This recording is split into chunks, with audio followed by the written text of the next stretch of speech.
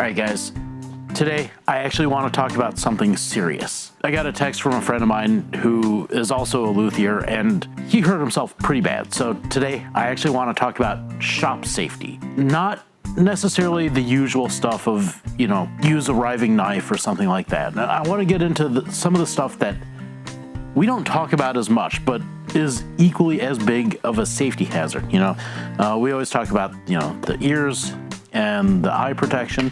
And I feel like that's a given. And I know all the keyboard commandos down there in the comments, and I appreciate your commenting, are always saying, oh, you got to wear eye protection. I do. And yes, I know some stuff can get by, but for the most part, I don't have to wear this all day, every day. Let's take a look at 5 good rules to follow that are unconventional for shop safety.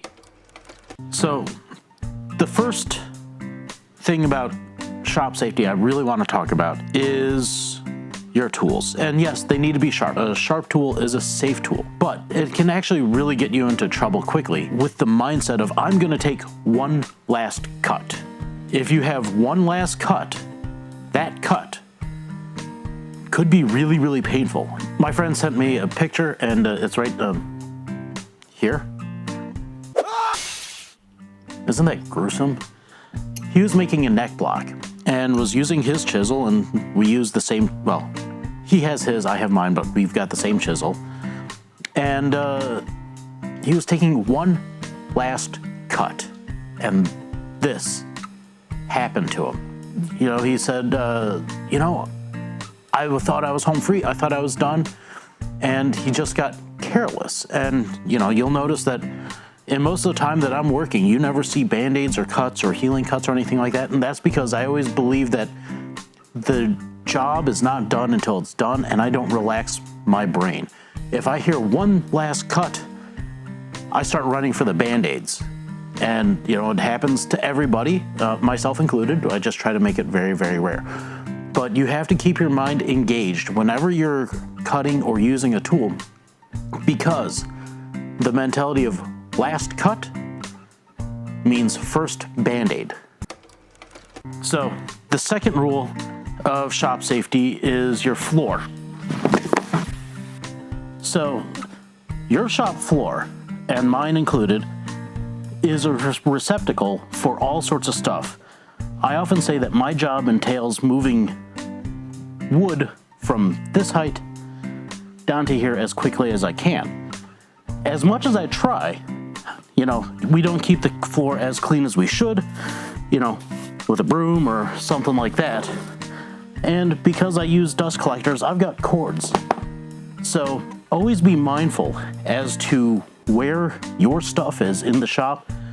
I'm not a great example of it, but keep your floor clean, because that is more dangerous than you would imagine, especially walking around with a really nice guitar. Really big safety rule that a lot of people overlook is, let's call it your shop armor. And,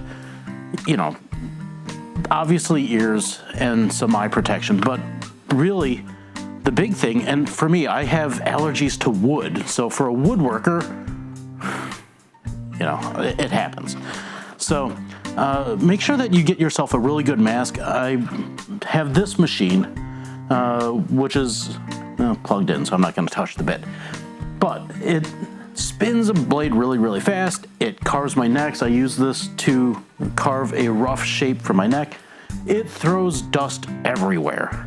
And with that dust comes a fine particulate matter, especially the stuff that I'm allergic to. So I make sure that I'm using an N95 mask. You could do something as simple as just putting on a face mask, but with this and all the small chips, I realize that this isn't good just for my lungs, but it's also good for my eyes. So I like this one to do double duty. Now the second B part of this is watch your sleeves. I know a lot of people like to wear, billowy sleeves or scarves or something like that, rings, necklaces.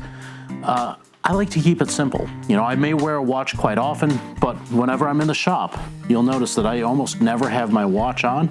I keep my jewelry very simple. And if I'm wearing something like this, which has seen some encounters, I always take it off because the last thing I want to do is to get sucked into a moving tool. And it doesn't matter what it is. If it's a rotary or a moving tool like a router, a sander, bandsaw, table saw, radial arm saw, and I'm running out of other things to mention, those sorts of things will get caught. It's not if, but a matter of when. So I always say they will get caught. And the last thing I ever want to do is get pulled into it. Now, the other thing that I will never wear in my shop are work gloves. I know a lot of people say, oh man, if you just cut using one of the work gloves. No. If you've got something that close, A, you lose your connection to the tool, so you don't feel exactly what's going on. And B, you're not, if it does get caught or when it does get caught, that's going to get wrapped up. And please do yourself a favor and do not Google degloving. Okay? And the third thing that I use to really protect my lungs, because I like my lungs, I enjoy breathing, is a dust collector. Now, this is a smaller one. I use this for just general cleanup. And yes, I have a separator just because it makes life a lot easier for me. But get some sort of suction onto every single one of your tools. And it can be a very, very simple, just a dust hood. And in previous videos, like here, you can see where I use my dust hood to prevent the excessive amount of dust from coming up. Will some get out? Yes, but most of it is gone. The fourth major safety hazard in a lot of shops is, we talked about using a push stick, which I need to make a new one, or, these push paddles, which I need to clean this. They do a really good job of keeping your hands away from the blades. But sometimes it's the wood itself that can jump out at you. For example, this piece has a really big split in it, which actually in this case is good because that means that stress has been relieved. But that also tells me that there's some stress in here. So if you're cutting between the blade and the fence, that may allow the wood to move and push out, push in, and give you kickback. And there's plenty of videos out on the internet of terrifying kickback. I'm fortunate I've only had kickback a few times, but keeping the wood going in the direction that you want it to go instead of accelerating at an extraordinary rate is probably the best thing for you. So always inspect your material. And as a guitar maker, I don't have to worry about it nearly as much. But if I'm breaking down really big stock like this, yeah, I'm inspecting every single thing, trying to read the grain, trying to understand where the problems may occur. And since my table saw, I don't use a riving knife on my table saw because A, it never came with one, and B, I typically will go through 2 to 3 different widths of table saw blades in a day.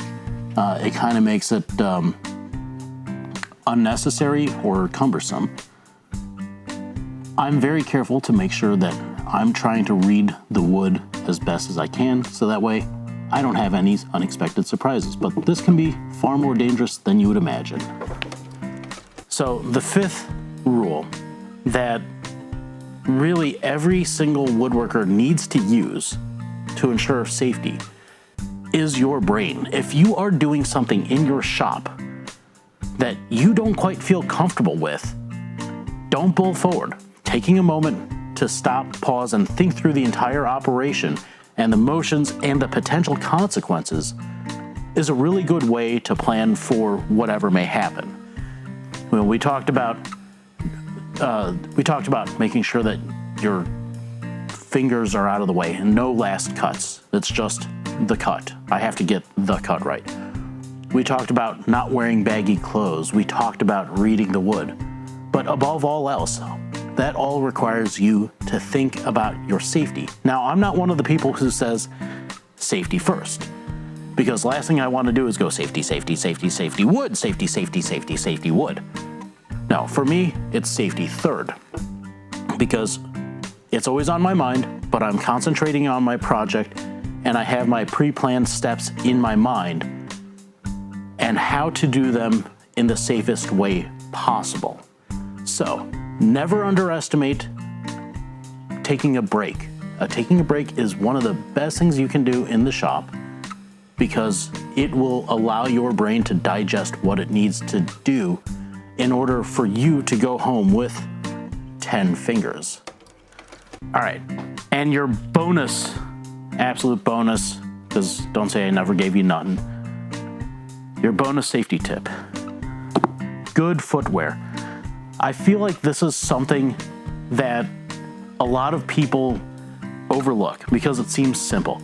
I'm gonna throw on my shoes, I'm gonna go to the shop. When I was in violin making school, one of the people there insisted upon wearing Birkenstocks all day, every day. You know the kind. You might be the kind. If so, awesome. But don't wear them in your shop. You need to have a good closed-toed leather or canvas style shoe. Sport shoes are, in my opinion, akin to wearing no shoes. We talked about the dangers on the floor. You can step on something, it can go through your foot. You don't know, well, you probably know what's on your floor, but you might have lost track of it. So you don't want anything coming up from the bottom.